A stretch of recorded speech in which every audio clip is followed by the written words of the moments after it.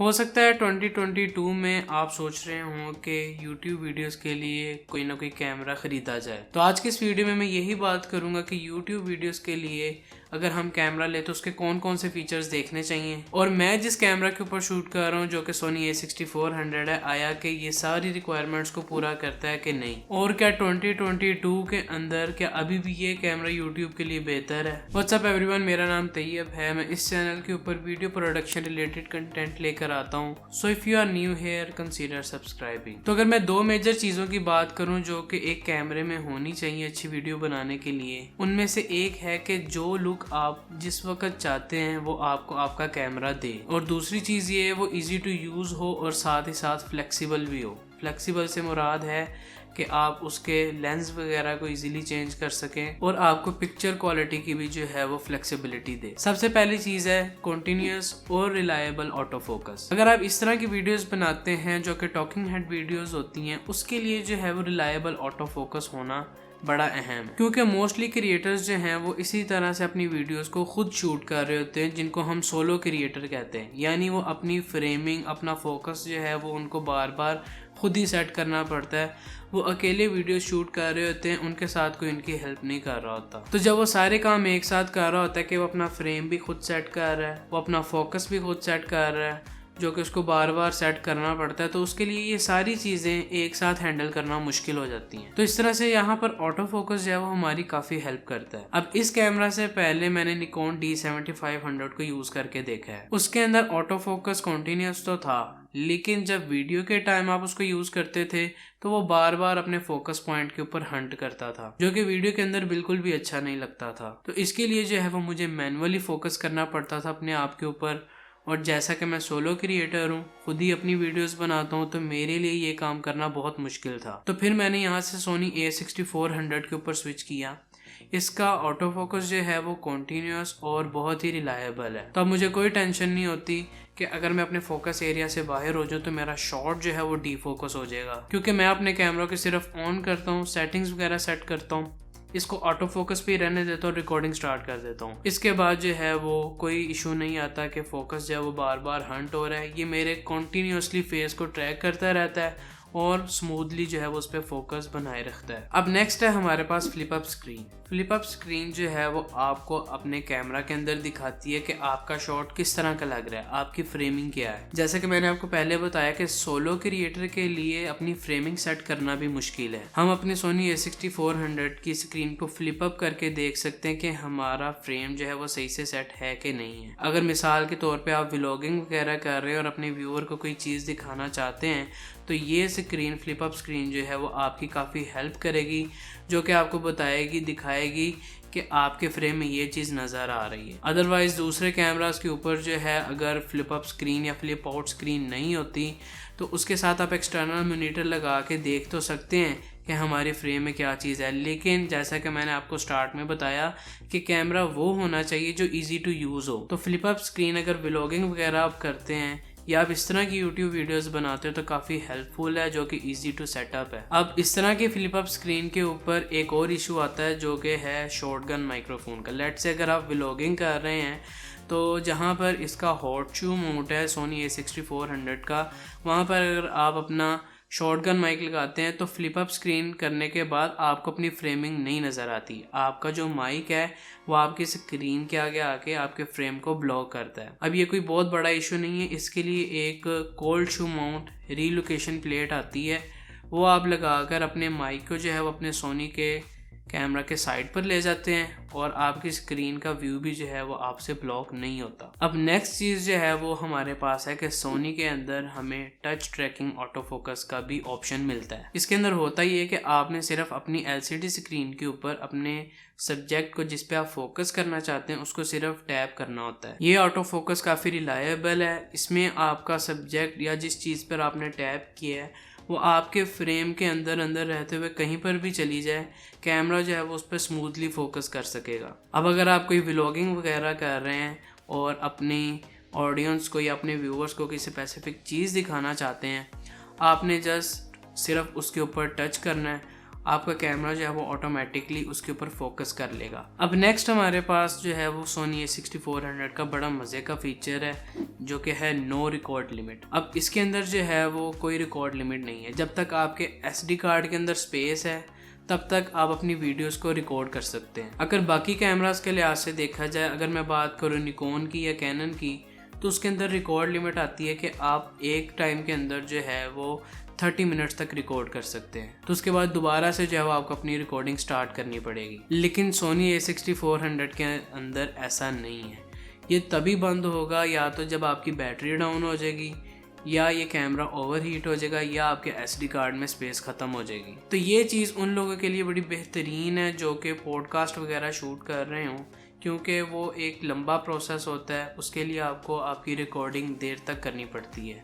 तो उसमें ये चीज़ नहीं रहेगी कि आपको 30 मिनट्स के बाद बार बार उठ के अपनी रिकॉर्डिंग को दोबारा स्टार्ट करना पड़ेगा। तो ये चीज़ जो है यहाँ पर काफ़ी हेल्प करेगी। अब नेक्स्ट चीज़ जो है वो हमें देखनी चाहिए कि यूट्यूब के लिए कौन सा कैमरा बेहतर है। उसमें क्लीन HDMI अगर होगी तो वो काफ़ी फ़ायदेमंद है। लेट्स से अगर आप कोई अपनी लाइव स्ट्रीम करना चाहते हैं, या अगर आप अपनी वीडियो कॉन्फ्रेंस कॉल्स की क्वालिटी को बढ़ाना चाहते हैं, तो इस तरह का फीचर होना काफ़ी हेल्पफुल है।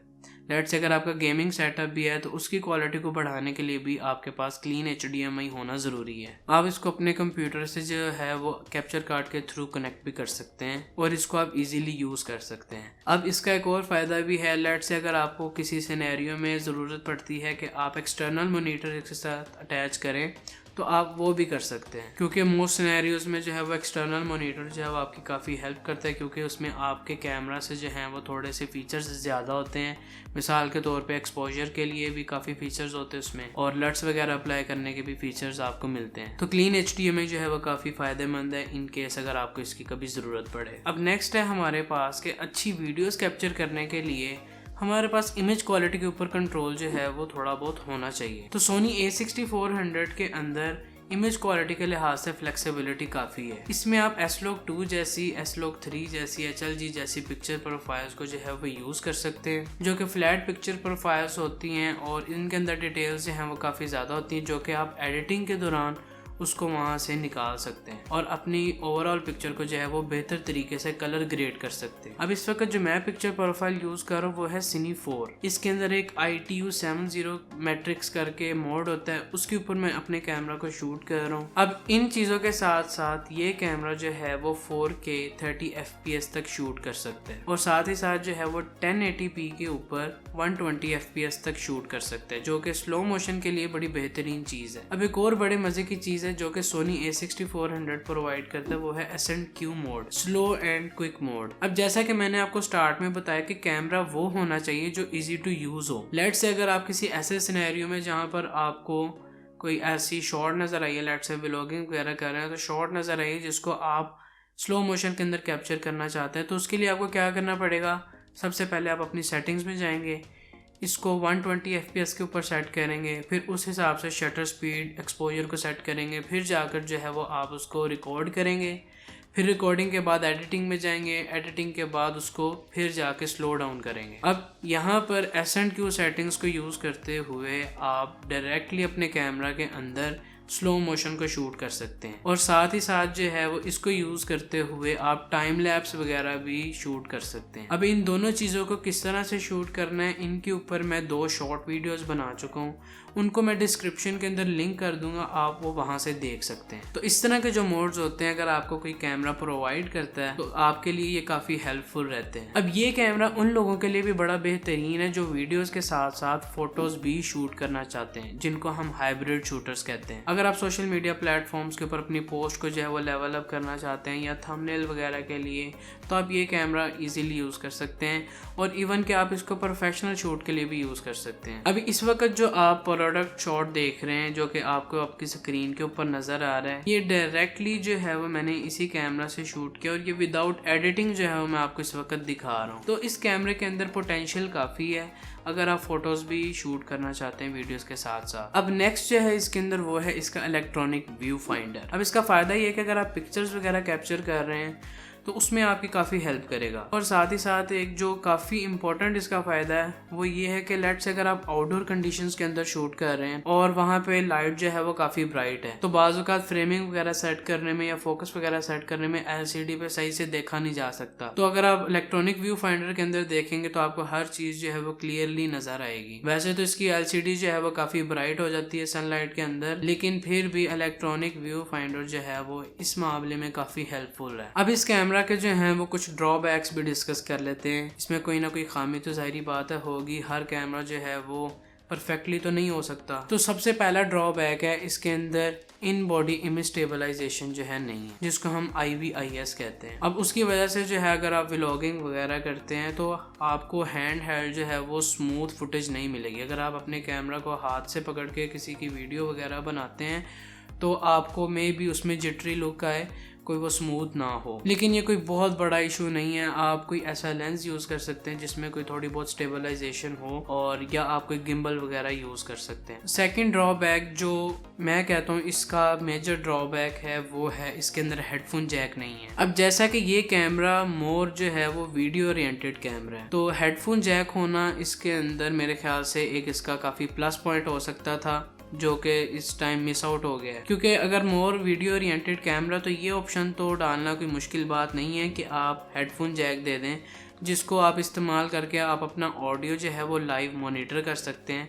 अब इसमें हेडफोन जैक नहीं है तो मुझे थोड़ी बहुत मुश्किल होती है अपना ऑडियो को लाइव मॉनिटर करने में। तो आपको अपनी वीडियो को जो है वो एक एक्स्ट्रा टेक लेना पड़ता है, उसमें आपको देखना पड़ता है, या आपको अपने लैपटॉप पे जाकर चेक करना पड़ता है कि इसमें कोई बैकग्राउंड नॉइज़ अलग से तो नहीं आ रही।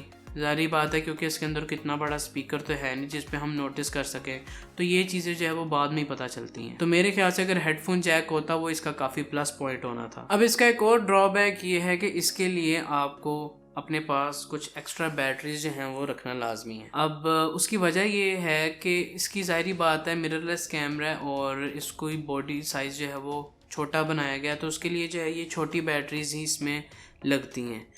तो ये जो है बैटरीज जल्दी ड्रेन आउट हो जाती हैं, तो इस लिहाज से आपको कुछ एक्स्ट्रा बैटरीज जो हैं वो रखनी पड़ती हैं। तो ये थे कुछ ऐसे फीचर्स जो कि सोनी A6400 के अंदर पाए जाते हैं। ये फीचर्स जो हैं इसको मोर वीडियो ओरिएंटेड कैमरा बनाते हैं और ये YouTube के लिए बड़ा ज़बरदस्त कैमरा है। इवन के 2022 के अंदर भी मैं इस कैमरा को रिकमेंड करूँगा। तो आई होप मेरी आज की वीडियो आपको पसंद आई होगी, और अगर पसंद आई इस वीडियो को लाइक करें, कमेंट में अपनी सजेशन लाजमी दीजिएगा और उन दोस्तों के साथ शेयर करें जो इस तरह का कंटेंट देखना चाहते हैं। मिलते हैं आपको नेक्स्ट वीडियो में।